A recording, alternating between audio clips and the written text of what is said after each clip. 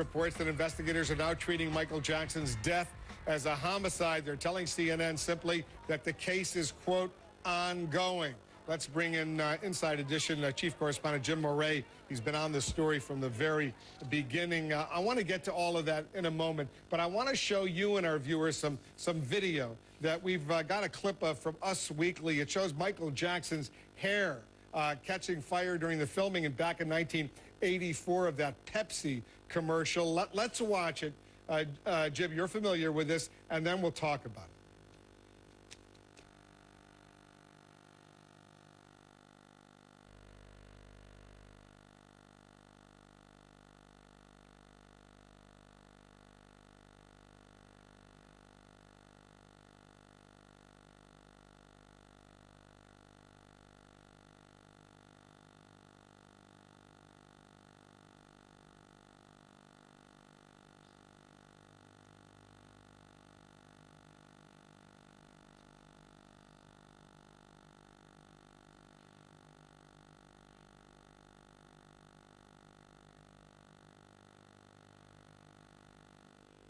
January 27th, 1984, you saw that bald spot. You could clearly see the fire on his hair. It was a very, very sad moment. I've never seen that video before, but give us some context, Jim, because you've covered this story for a long time. I actually covered that story. I was a local Los Angeles TV reporter at the time. Michael Jackson and his brothers were shooting a Pepsi commercial. This, I believe, was on the 6th take of that commercial, and there were pyrotechnics. They went off too early when he was still at the top of the stairs. They weren't supposed to go off until he was down below, but a spark hit his hair, ignited, and then you saw he was clearly unaware that his hair was on fire for that entire way down the stairs. And then there was a tremendous bald area where the hair and the skin were literally burned off, causing second and third degree burns.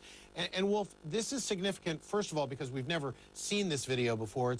It's basically been under wraps for some 20, 25 years.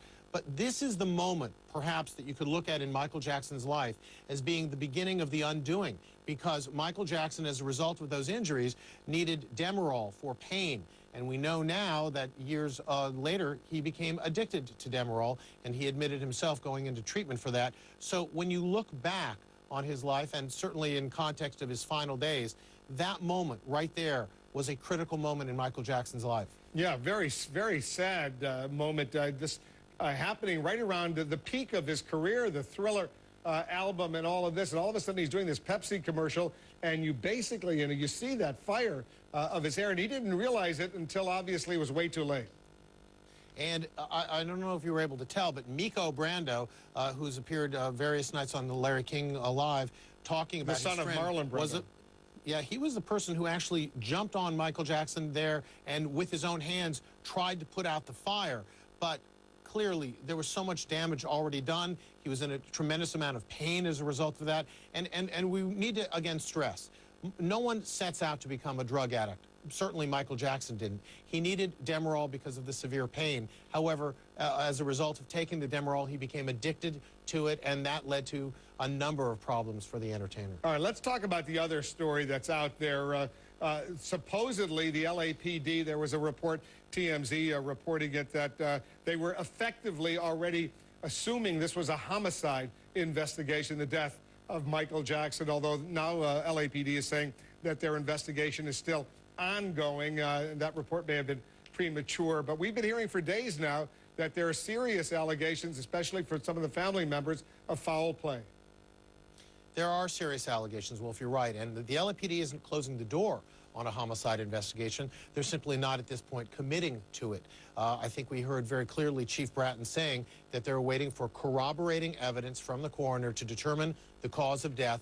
They're specifically looking at what we've been talking about for days to see whether Diprivan, propofol, was the cause of death. That's a medication that's only used in surgeries, in hospitals and clinics, never for private patients, and always with an anesthesiologist, somebody to monitor you. So if propofol was the cause of death and it was administered at his home, they find the doctor who did it, then you may open a homicide investigation or look for foul play, as the family called it. But the police have not opened the door. They've opened the door, but they've not yet closed the door to that, Wolf. And we will know a lot more. We believe next week the coroner's office